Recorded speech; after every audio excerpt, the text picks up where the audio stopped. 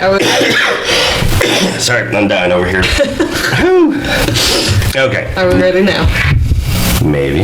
Okay. Hey everyone, welcome back to Quality Matters. I'm your hostess, Darcy Chambers. I'm Kyle Chambers. And we have a special guest with us today, Dr. Rob Pennington. I've got an introduction I'm gonna read. Psychologist and executive coach Dr. Rob Pennington has been helping leaders and teams find a better balance of authority and collaboration since 1982. That's a long time. Yes. A former assistant professor at the University of Houston and co-founder of Resource International, which is a Houston-based management consulting firm. Since 2014, Dr. Pennington has presented his leadership insights and techniques in a monthly professional development series here in Houston for area managers and high potentials. And you can learn more about that at drrobspeaks.com. Correct. All right, that's interesting. We might revisit that and ask you about that a little bit later. So we have you on today. Welcome. Thank you. I'm so glad to be here. Because we're all going to be part of the ASQ conference here in Houston. That is going to occur on Friday, November 8th. Yes. From 7 a.m. to 5 p.m. at the United Way of Greater Houston. Great location. And you're one of the speakers. I am. All in right. the afternoon at 2 o'clock, I think. Well, there we go. So if you want to see Dr. Rob specifically, come at 2 o'clock. But they're going to be there all day. We're going to be there all day. And we're not there to speak. We're just there to record and have fun. Yeah, we're invited to come and have fun because that's what we like to do. Yes. So I have some notes that you are going to speak on, is this correct? The martial art of communication? That's correct. Okay, so that's an interesting topic. It is. Our boys do not take martial arts, but they think they know karate. Yes. And they try to fight all the time. And it is not a good communicative skill at our house. No. Well, because most people are getting that from like movies and TV shows and things like that. And what you see mainly is how do you beat up the other person the best, which is what your kid's trying to do. Yeah. Well, that's always in the news media anyways.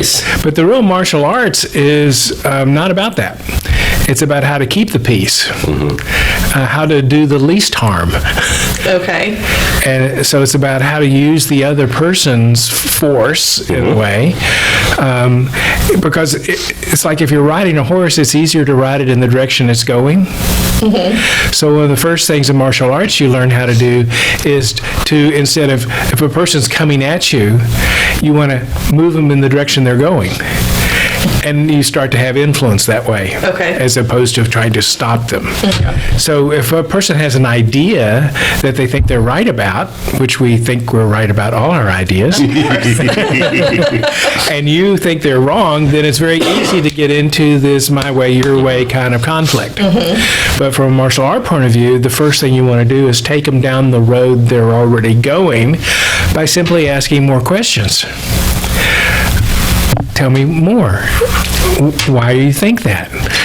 And this applies everywhere, because I had this conversation with our 11-year-old just last night. You know, because he tends to fight with his mama a lot, and I told him that he is forbidden, absolute forbidden from telling her no to anything. He has to ask, why do you think that? I think that's good, but the more you all model that with each other, the more he'll see that. That's true. And, I mean, I have to say it's something really Kyle has brought to the family, you know, seek understanding, ask more questions, and it's something that we've all tried to do, even outside of marriage and home, like with friends and family. Instead of getting mad about something, I'll just calmly ask a question and say... Well, the trick from getting mad to calm is a problem, because for most of us in the middle of a conflict, we experience this emotional wave that causes us to forget any communication skill. I would agree with that. And we go immediately into, no, you know, that's wrong, you don't know what you're talking about. And the problem with coming back with that force is it actually requires the other person to defend the point of view you're wanting them to let go of. Yeah. Well, that's true. So Makes them dig their heels in more. yeah, exactly. Yeah. So our timing is off. Mm-hmm. It's not about never saying what you think is true. It's about when to say it. Mm-hmm. And so I have a model called the 6 stages in reaching a supportive agreement. When you say your stuff is stage 3, Mm-hmm. stage 1 is making sure the other person's experience is being understood about their point of view. And that's different than understanding their point of view. So I could have an understanding of your point of view, but if you don't experience me understanding it, Right. it won't make any difference. No. And even if what I have to share would literally save your life, if you don't think I understand, then nothing I say has any relevance. No. And so you lose the power of even whatever right idea you have because of creating defensiveness in the other person by the immediacy of your response. So I have 3 questions to end conflict. And the first one is, what is it you want me to know? I like it. I like it. And then, is there anything else? Because what's the chances there's something else? Right. And then, is that all? I like it. I'm amazed at how often when I get... Picturing one of our fights that we may have had Yes. and how that would go, because he does try to seek understanding, and I like to hold on to my anger. So I'm imagining him ask me that and still like. Well, let me give you some insight about anger, because that's what often gets created in conflict. So anytime anyone's angry, they're telling you 2 things. They may not be aware of this because they're focused on what they're angry about. Right. But their anger says it's important to them. Whatever it is, it's important. And the more intense the emotion, the more important it is. That's true. It's a drain of resources, and you're not gonna do it unless it's important. That's So true. remember that. The second thing is they don't think you want to hear this. If they thought you wanted to hear it, they wouldn't have to get angry to tell you. So the anger is there because of an assumption of resistance. Now, that may not be personal. They may think that about everybody. Because pretty much everybody has difficulty hearing other people's points of view. And so learning how to deal with that emotional wave, and I have a whole page on that called speedthroughstress.com. Okay. Speed through stress in 5 steps in 15 seconds. So that you could remember to say, wow, I can tell this is important. What is it you want me to know? Gotcha. And then what are they going to do? They're going to start telling you. Yeah. Which now you're taking them in the direction they're wanting to go. Right. But you're exerting just enough control that you're not butting heads on it. True. Well, now you're actually opening the door and saying, tell me more. You know, but you have to be patient with the process. Yeah. Because until that person experiences that you understand, they're not going to release their hold on it. They're going to keep their heels dug in. Now, that could take a while. I just think it's so funny. I mean, I talk about education a lot on our podcast because that's my background. I taught for 9 years, but you talk about they want to be understood, and that was always the way with our students. I taught at elementary levels, and I knew early on that if I didn't have a relationship with those kids and they didn't know that I loved them and cared about them, whatever I taught didn't mean anything. No. Because they had to know that I cared about them first. That's so important because it helps people feel safer. And so leaders need to be responsible for their employees feeling safe to disagree. Yes. So a lot of supervisors, I think, are a little naive. I think they think when they say, hey, my door's always open. If you have anything, let me know. Yeah. And they believe that people will believe that because they're being sincere. But I think most people hear the authority say that and think, yeah, right. Yeah. Because most do not believe authorities are very open to a disagreement.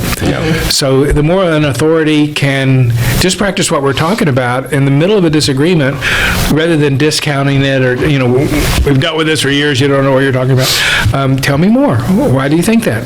What's the challenges? The safer it becomes. And the more comfortable people feel.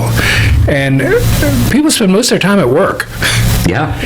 And the main thing that people are frustrated and stressed about is not enough time and not enough money. It's about not feeling safe to express myself.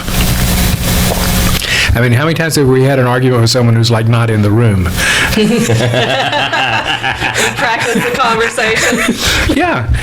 I was at a happy hour last night, Oil and Gas Global Network, and they had a panel there, and one of the speakers was talking about this, all about like entrepreneurship and startups and whatnot, and he was talking about how it took him a few years to realize that there's no shortage of good ideas out there.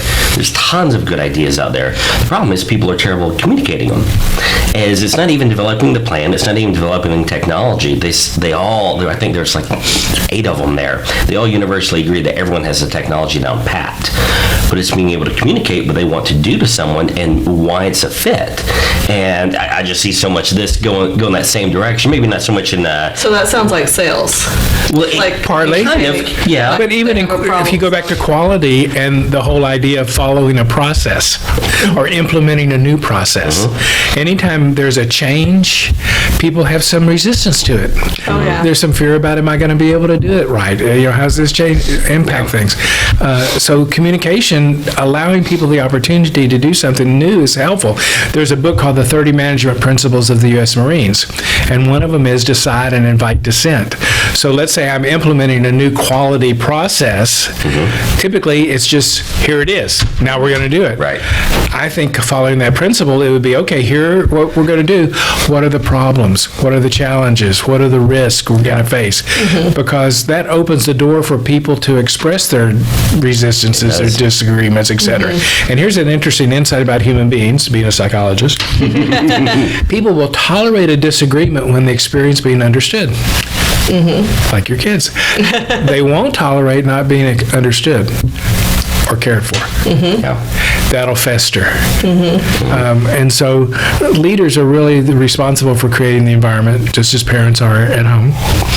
So would that work for like salespeople too? Because I think that's probably one of our biggest obstacles in our business is, we have a really good thing going, but we can't convince people that we've always done it like this. Yeah. We've done it like this for 30 years. Yeah, it's really hard to move someone when you don't connect to some need they have. You're trying to sell them on a need they don't know they have. And that's a hurdle that's almost impossible to get over. So the only trick is you got to find out what is their goal, what is their current need, what is it they're doing that's reaching that, and what are the problems in that path. Why is what you have to offer better? But you have to start with describing their situation to their point of view. So we had a leadership team that was interested in us doing training throughout their company, and we had done some interviews with people, and we were meeting with the whole leadership team, and I think they thought we were going to come in with a PowerPoint, finish university, here's how great we are. What we did is we told them what we knew about them. Here are 10 things we know about you and the challenges you've had in your history and what your goals are and what you want to do. And then, is that true? Yeah. Did we understand? And now you've opened up a whole conversation, regardless of if you're very accurate or only mildly so. Yeah. So, but what I wanted was them to go, "Wow, amazing! That you know all that. Obviously, you understand us. Obviously, you care about us." Then I can come back with, "So here are some suggestions we have, some things we could do that could be helpful." Now they're open to hearing the sales pitch, but it's coming at a particular sequence in time. Right. So I'm wanting to confirm understanding, I'm wanting to confirm agreement about that, and then point out some suggestions. No, I like that. I think that's really great advice. He ended the conversation. The president said, "So when are you going to move in?"